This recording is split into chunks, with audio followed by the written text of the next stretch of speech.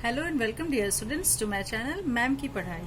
Students, today I am continue my first chapter in civics democracy. This will be your last lecture. Students, in previous lectures हम लोगों ने पढ़ा कि democracy क्या है. Democracy means लोकतंत्र. लोकतंत्र में इसकी अलग अलग डेफिनेशन अलग अलग दी गई थी, वो सब हम लोगों ने पढ़ा. साथ ही साथ में मोनार्की क्या होती है, डिक्टेटरशिप क्या है, की एलिमेंट्स क्या हैं डेमोक्रेसी के, हम लोगों ने ये सब देखा.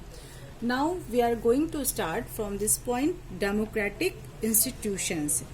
स्टूडेंट्स, डेमोक्रेटिक इंस्टीट्यूशंस मीन्स लोकतंत्र में कुछ ऐसी इंस्टीट्यूशंस भी होते हैं जिनके थ्रू हमारी जो डेमोक्रेसी है वो रिप्रेजेंट की जाती है. मतलब वो उससे समझ में आता है कि हाँ हमारी डेमोक्रेसी यहाँ पर है.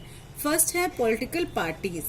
A political parties is an organization of people who have similar views or a set of beliefs on political issues. Political parties वो होती है जो कि कुछ लोगों का एक समूह होता है जो कि एक ही तरह की बात को या विचारों को वो लोग मानते हैं, या एक टीम या एक ग्रुप कह सकते हो. They aim at to contest and win elections and capture political power so that they can form the government. To win the elections, political parties need to win the people's support. There are many political parties in India. If any party wins more than half of the seats in the legislature, it can form the government. Political party जो होती है उसका काम होता है लोगों का support लेना, पीपल्स सपोर्ट. अब पीपल्स सपोर्ट कैसे मिलता है? By getting the vote. उनको वोट जब मिलता है तब वो जीतते हैं, इससे पीपल का, लोगों का उनको सपोर्ट मिलता है. और जब वो लेजिस्लेचर में अपनी सरकार तब बना पाते हैं जबकि उनकी या किसी भी कोई भी पार्टी जितने भी सीट होती है उसके हाफ से ज्यादा, आधे से अधिक उसको वो लोग जीत जाते हैं. तो अब आते हैं universal adult franchise. Universal adult franchise का मतलब होता है कि all adults in the country are allowed to vote. मतलब पूरे देश में जितने भी एडल्ट लोग हैं वो सभी वोट देने के लिए अलाउड हैं. मतलब वो सभी वोट दे सकते हैं.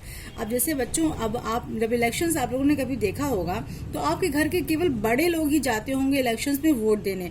आप सब छोटे बच्चे वोट देने कभी नहीं जाते. तो उसका रीजन ये है कि जो ये एडल्ट एज है वो 18 ईयर्स को माना गया है इंडिया में.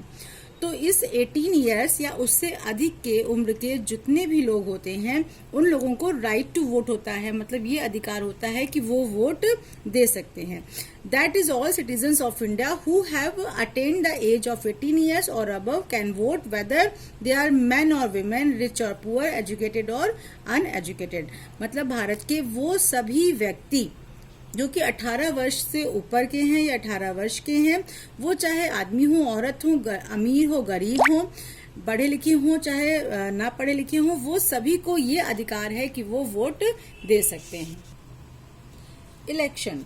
अब डेमोक्रेसी जहां पर होती है वहां पे इलेक्शन होना जरूरी है, क्योंकि जब इलेक्शन होगा तभी तो लोग वोट देंगे और वोट में जिन लोगों को अधिक वोट मिलेगा वो जीतेंगे और तभी तो सरकार बनेगी.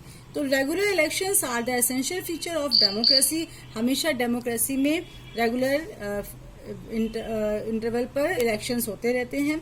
The election commission of India is the highest constitutional authority to conduct election in India. और इंडिया में सबसे जो मेन है वो इलेक्शन कमीशन होता है, जिसका पूरा काम होता है पूरे इलेक्शंस को देखना या हेल्ड कराना.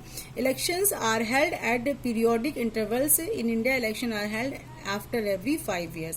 इन जो इलेक्शंस होते हैं वो कुछ टाइम के बाद होते हैं और इंडिया में हमेशा 5 सालों के बाद इलेक्शंस होते हैं. For election the state is divided into small division known as electoral constituencies. और जो स्टेट होता है इलेक्शन के टाइम पर उसको छोटे छोटे एरियाज में बांट दिया जाता है, जिसको इलेक्टोरल कॉन्स्टिट्यूएंसीज कहते हैं. पीपल इलेक्ट ऑन लीडर और रिप्रेजेंटेटिव फ्रॉम ईच कॉन्स्टिट्यूएंसी. और लोग अपनी अपनी कॉन्स्टिट्यूएंसी के जो रिप्रेजेंटेटिव जो लोग खड़े होते हैं इलेक्शन में उनको इलेक्ट करते हैं, उनको चुनते हैं या उनके फेवर में वोट डालते हैं. The official list that contains the name. बच्चों यहाँ पर ये HANU लिखा हुआ है, ये रॉन्ग है, ये मिसप्रिंट हुआ है. इसमें यहाँ पर नेम होगा. contains the name of all qualified voters or people in a district who are entitled to vote is known as the electoral roll और the voters list. Voters list वो होती है, ये एक ऑफिशियल लिस्ट होती है जो गवर्नमेंट के थ्रू निकलती है, इलेक्शन कमीशन के थ्रू पास होती है, जिसमें क्वालिफाइड वोटर्स मतलब 18 साल या उससे अबव जितने भी लोग होते हैं उन सबके नाम की पूरी लिस्ट होती है। और इसको ये लिस्ट होती है इसको कहा जाता है electoral rolls. In this way through voting in elections people elect leaders to represent them, और इसी के ही द्वारा लोग अपने रिप्रेजेंटेटिव या अपने लीडर्स को चुनते हैं। Collision government, if no single party wins a clear majority, two or more parties may join together to obtain majority। अगर कोई एक सिंगल पार्टी, कभी ऐसा होता है कभी कभी कि जैसे मान लो 600 सीट है और उसमें किसी पार्टी ने केवल 100 ही 150 या केवल 200 सीट को विन किया है और पूरी सीट उसको नहीं मिल पाई है, तो वो लोग दूसरी पार्टी से हाथ मिला लेते हैं और तब मिलकर सरकार बनाते हैं। इसे हम कोलिजन गवर्नमेंट कहते हैं।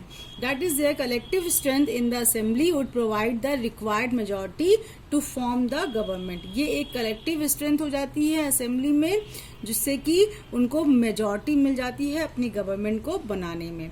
This type of government is called a collision government. Issues of equality in other democratic countries. अब जो इक्वालिटी की बात है, हमारे देश में तो हर कोई इक्वल है, चाहे वो गरीब हो, अमीर हो, चाहे वो औरत हो, चाहे वो आदमी हो, पढ़ा हो चाहे अनपढ़ हो। लेकिन कुछ देश ऐसे हैं जहां पर इक्वालिटी नहीं होती है, तो various forms of inequalities still exist in many countries. अभी भी बहुत जगहों पर इक्वालिटी नहीं है, असमानताएं विद्यमान हैं ऑल ओवर द वर्ल्ड, पूरे वर्ल्ड में।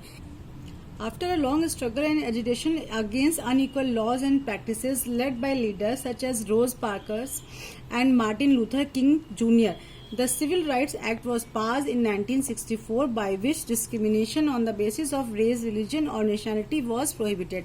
मतलब यूनाइटेड स्टेट ऑफ अमेरिका में जो काले लोग होते थे या जो अफ्रीकन अमेरिकन से, उन लोगों के साथ अनइक्वालिटी यानी असमानता का व्यवहार किया जाता था, जिसके लिए बहुत सारे लीडर्स ने बहुत विरोध प्रकट किया, जिसकी वजह से रोज और मार्टिन लूथर जैसे लोगों ने उसके खिलाफ आवाज उठाई और तब इस डिस्क्रिमिनेशन के खिलाफ 1964 में एक लॉ पास किया गया, एक एक्ट पास किया गया, जिसमें कि रेस, रिलीजन और नेशनलिटी के लिए किसी भी तरह की असमानता को गलत बताया गया।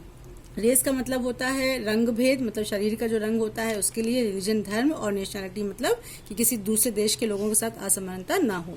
Martin Luther King Junior received the Nobel prize, peace prize for leading the civil rights movement, और इसके लिए मार्टिन लूथर जूनियर ने को नोबेल पीस प्राइज दिया गया था, क्योंकि उन्होंने इस सिविल राइट मूवमेंट को शुरुआत किया था और इसके कारण उनको ये प्राइज दिया गया था।